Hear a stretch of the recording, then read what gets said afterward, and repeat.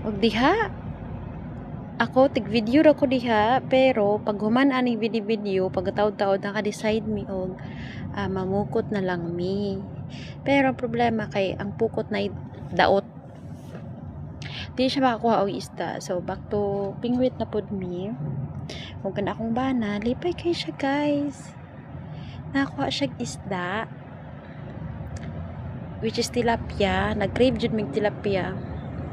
Muna mo ginawish ba nga kuan muli mi sa Pilipinas mo try mi og pingwit kaning trend online labi na diha sa mo para magpingwit-pingwit mo na kuha guys.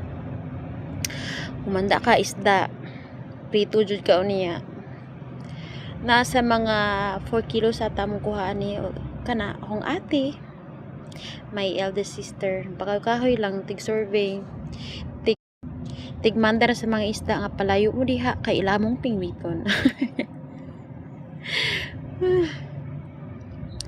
Ang guban nagpakahoy-kahoy lang. Sa kabila ako ang ikaagaw. Tapos dire ning request ang ate guys, tig video pa ko, tig picture pa ko. Manayahang anak her eldest son 12 years old pero taas kay prabuya 5'3" ang height na sa akong ate pero yung anak ang boton siya na ipilay height anak bahala na sila mag 12 pa na siya ang anak sa akong ate o kaning isa manayang bana akong bayaw pilapil po itong pingwit in town para madali muna akong dyan nakshing ang isa bayaw and also my youngest